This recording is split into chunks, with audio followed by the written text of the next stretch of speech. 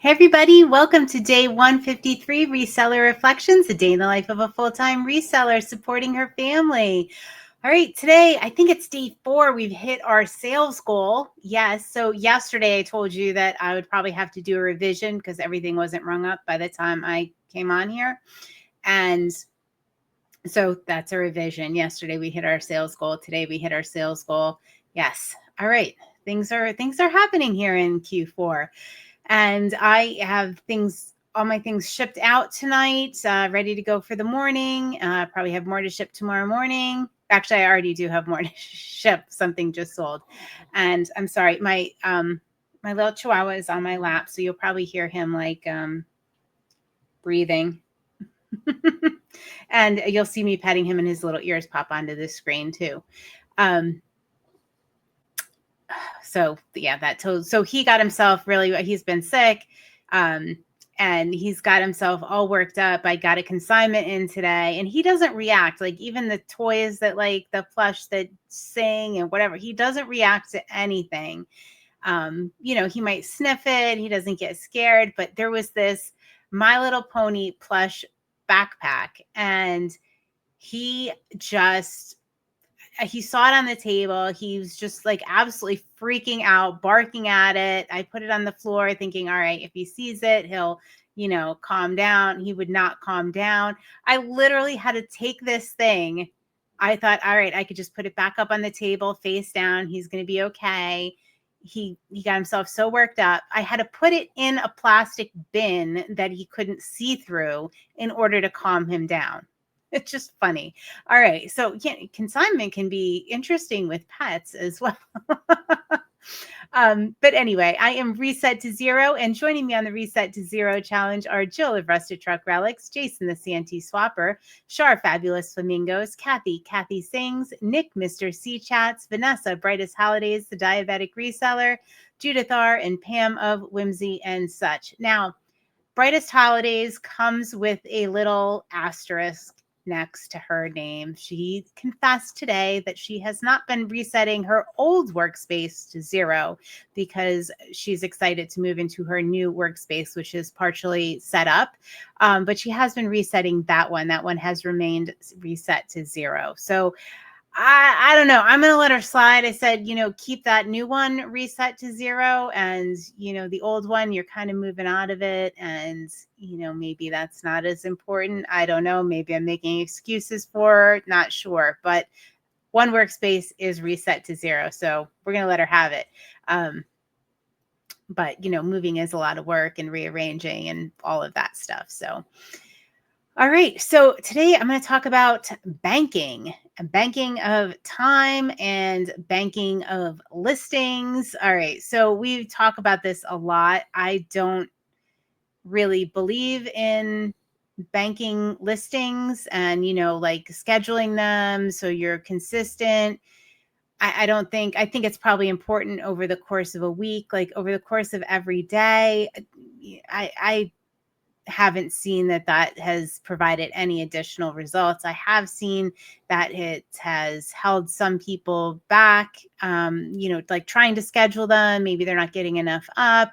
And, if stuff isn't up, it can't sell, right? If you're scheduling it, what if that buyer is like there that day? I don't know. Part of it is I need the immediate gratification of the listing. So part of it is personal, but I don't know. So I'm curious if you guys bank listings, if you believe in that. My friends, one of our C chatters, Jill of Rusted Truck Relics, brought up the point that because